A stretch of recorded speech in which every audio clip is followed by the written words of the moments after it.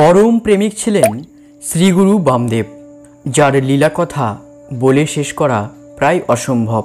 प्रत्यक्ष देहे करे गिয়েছিলেন কত লীলা খেলা, যার কিছু আছে আর কিছু হয়তো হারিয়ে গেছে কালের নিয়মে। তিনি ছিলেন শিব অবতার। বাইরে থেকে তো তিনি ভৈরব ছিলেন, কিন্তু ভেতরে ছিলেন একজন পরম প্রেমিক। একটি ছোট্ট মশার জন্য যার প্রাণ কাঁদত, তিনি বলতেন এই মশারা নাকি তাকে দুর্গা নাম তারা নাম শোনাতো। বড়ই অদ্ভুত ছিলেন আমার এই খ্যাপা বাবা। এক অবোধ বালকের ন্যায় কাঁদতেন কখনো কখনো মায়ের কাছে, মায়ের ওপর রাগ দেখিয়ে। তো আজকের এই ভিডিওতে আমরা জানব সেই পরম প্রেমিক শ্রীগুরু বামদেব বাবার লীলা কথা সম্পর্কে। তো ভিডিওটি শেষ পর্যন্ত দেখুন সম্পূর্ণ জানতে। আর যদি আপনাদের মন চায় বা যদি আপনারা আমাদের এই নলেজ বাংলা ওয়ার্ল্ড চ্যানেল থেকে নতুন কিছু জেনে থাকেন, তো অবশ্যই আমাদের এই চ্যানেলটি সাবস্ক্রাইব করে আমাদের পাশে থাকবেন। তো চলুন শুরু করা যাক আজকের ভিডিওটি।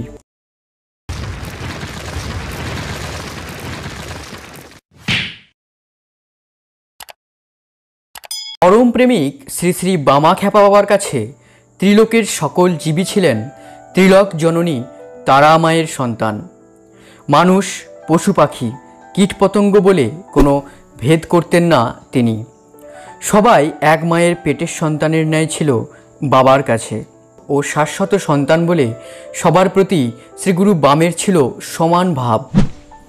শ্মশানের সবমাংসভোজী শেয়াল কুকুর যেমন তার প্রিয়, তেমনি তারামার মানুষ সন্তানগণও ছিল শ্রীগুরু বামদেব বাবার অতি প্রিয়। পূর্ণ ব্রহ্মবিদ পরম পুরুষ বামদেবের কাছে তাই সবই ছিল অভেদ। তাই মানুষ ও পশুর মধ্যে কোনো ভেদ জ্ঞান ছিল না বামদেব বাবার। সবার প্রতি তার অপার প্রেম। তাই সকল মানুষ, পশু পাখি, সাপ, বানর, ইঁদুর, শেয়াল, কুকুর, টিকটিকি সবাই তার প্রাণ সর্বস্ব তারা মায়ের সন্তান। এমনকি ওই মহাশ্মশানের মরাখেকো ও বলিষ্ঠ পুষ্ট মশারাও তার কাছে ছিল সমান আদরের। রাতে এই মশাদের গুঞ্জন ধ্বনি মহাপ্রেমিক বামদেবের কানে তারা নাম দুর্গা নামের আশ্চর্য গান শোনায়। গান শুনবার জন্য বামদেব প্রায়ই মশারির বাইরে রাত কাটাতেন। আর তার মশারিও ছিল সত্যি বিচিত্র। 2-3টি বড় বড় গর্ত থাকতো তার মশারিতে। সেই বিরাট গর্তের মধ্য দিয়ে গভীর রাতে শ্মশানের মরা খেয়ে এসে বামদেবের প্রিয় কুকুর কালু ভলু প্রভৃতি তার বিছানায় এসে তার পাশে শুয়ে থাকত। প্রিয় কালু ভলু প্রভৃতি কুকুরদের জন্য তিনি এই বড় বড় গর্ত রেখেছিলেন মশারিতে। রাতে মশারি টাঙালে পাছে এরা বিছানায় আসতে না পারে, তাই এইসব গর্ত করে রাখতেন শ্রীগুরু বামদেব বাবা। সন্তানের ন্যায় বামদেব এইসব অবোধ অবলা জীবদের স্নেহ করতেন। এদের খাওয়া শোয়ার ওপর তার দৃষ্টি থাকত। এদের একটু অযত্ন হলেই তিনি ভীষণ রেগে যেতেন। তারামার সন্তান জ্ঞানে তিনি শিষ্য ভক্তদের বলেন এদের সেবা যত্ন করতে। এদের অযত্ন হলে শিশুর মতো অভিমান করতেন বামদেব বাবা। শ্রীগুরু বামের নিত্য সেবক ছিলেন নন্দপাটনি ওরফে নোদা এবং ব্রজপাঠক শচী পাণ্ডা, নগেন বাগচি, ভূপতি পাণ্ডা প্রভৃতিদেরও বামদেব কখনো ধমক দিতেন তার ওই কুকুরদের অযত্ন হলেই।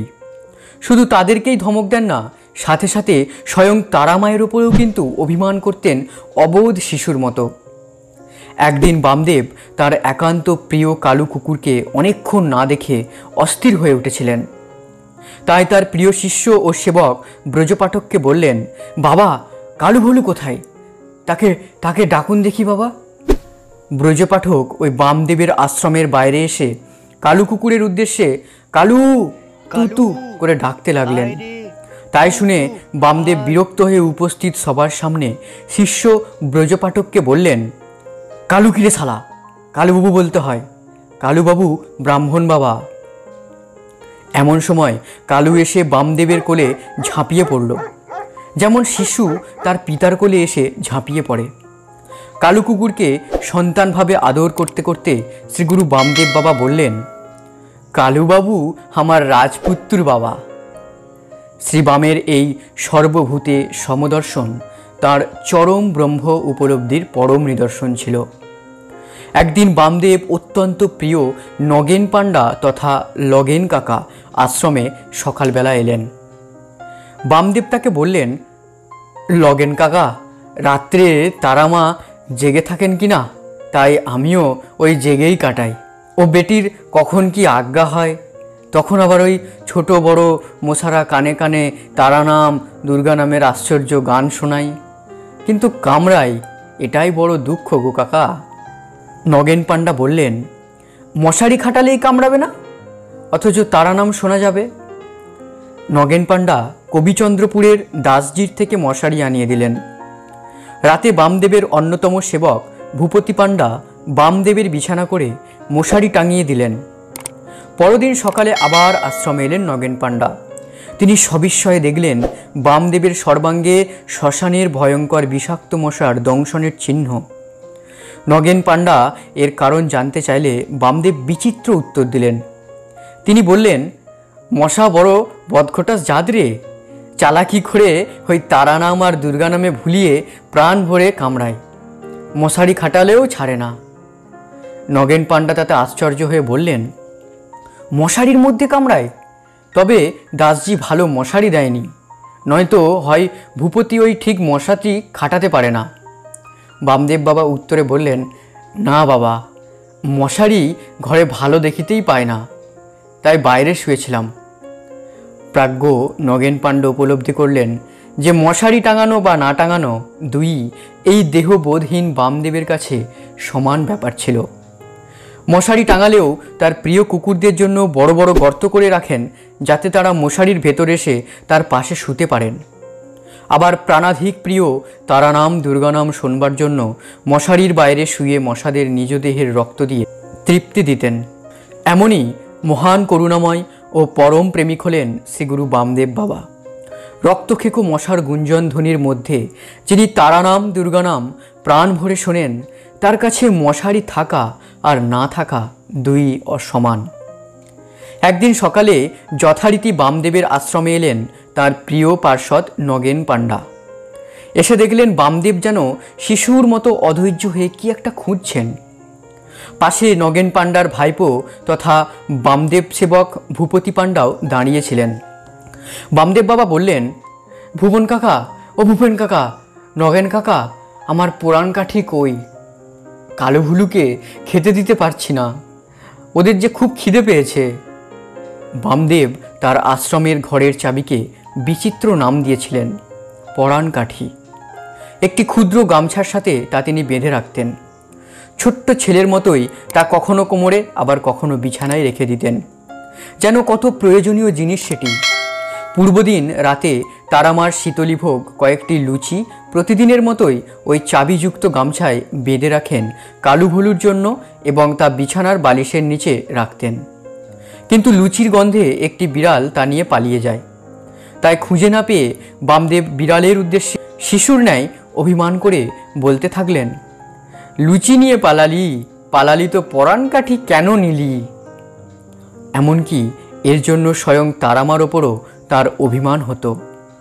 তারাময় বামদেবের যে সবই তারামা, মনে প্রাণে রাগে অনুরাগে, ভাবে অভাবে, মানে অভিমানে, জ্ঞানে ধ্যানে, বলনে চলনে, এক কথায় সবই তারামা ওরফে মা বড় মা। তাই বিড়ালের জন্য তারামায়ের ওপর অভিমান করে বলতে লাগলেন, তারামা লুচি দিল খেতে, আবার পরাণ কাঠি গামছা কেড়েও নিল। এই বদ কুবিদ্য দেবোত্তরে আর থাকবো না। অর্থাৎ বিড়াল যে লুচিসহ পরাণ কাঠিযুক্ত গামছা নিয়ে পালিয়েছে তাও তারামাই করেছেন। একটু পরে নগেন পাণ্ডা ও ভূপতি পাণ্ডা খোঁজাখুঁজি করে আশ্রমের পেছনের থেকে সেই গামছাসহ পরাণ কাঠি উদ্ধার করলেন। লুচিগুলো বেড়াল খেয়ে চলে গেছে। শ্রীগুরু বামদেবের হাতে এই বিচিত্র পরাণ কাঠি তথা চাবিটা দিতেই বামদেব শিশুর মতো খুশি হলেন এবং বললেন, লগেন কাকা, আমার ভূপন কাকার ছেলে নেই, কিন্তু আমাকে ছেলের বেশি যত্ন করেন। আর আমার তারামা কেমন হাসি হাসি মুখ বলতো, ছোট্ট জীব, দুপুরে প্রসাদ খেতে দেন, সন্ধ্যায় শীতলি, তাই তো এ স্থান ছাড়ে মন কোথাও যেতে চায় না। তুচ্ছ ধাতুর চাবিকে বামদেব পরাণ কাঠি বলতেন। এই জড়বস্তুর মধ্যেও চৈতন্য তথা প্রাণের দিব্য স্পন্দন তিনি দেখতে পেতেন। চিন্ময়ী তারামার দিব্য পরমাণুর অণু অংশ এর মধ্যেও ছিল বিরাজমান। তাই বামদেব তার নাম দিয়েছিলেন পরাণকাঠি। তারাময় বামদেব যে এই জগৎ প্রকৃতি তথা মহাবিশ্ব প্রকৃতির পরম প্রেমিক, এই কাহিনী তারই স্নিগ্ধ মধুর নিদর্শন। বামদেবের লীলাকথা বলতে গেলে ও শুনলে বারবারই দু চোখ ভরে নেমে আসে অশ্রুধারা। এই সময় মনে হয় যেন আমরা যারা এই বর্তমানে আছি তারা যদি এই পরম প্রেমিক বামদেবের দর্শন পেতাম, জীবন ধন্য হতো, এই পৃথিবীতে আসাটা হয়তো সার্থক হতো। জয় শ্রী গুরু বামদেব, জয় মা তারা। তো বন্ধুরা, এই ছিল পরম প্রেমিক শ্রী শ্রী গুরু বামদেবের লীলাকথার ভিডিও। এই ভিডিওটি আপনাদের কেমন লাগলো তা অবশ্যই আপনারা নিচে কমেন্টে জানাতে ভুলবেন না। শ্রী গুরু বামদেবের লীলাকথা যদি আপনারা আরও জানতে চান বা যদি আপনাদের মন চায় তো অবশ্যই আমাদের এই চ্যানেলটি সাবস্ক্রাইব করে আমাদের পাশে থাকবেন। আর এই ভিডিওটি যদি আপনাদের ভালো লাগে তো অবশ্যই লাইক করবেন ও শেয়ার করবেন শ্রী গুরু বামদেব বাবার লীলাকথা সকলের জানার জন্য। তো দেখা হচ্ছে পরের ভিডিওতে। সবাই ভালো থাকবেন। আপনাদের গুরুত্বপূর্ণ ও বহুমূল্যবান সময় দিয়ে এই ভিডিওটি দেখার জন্য হৃদয় থেকে ধন্যবাদ।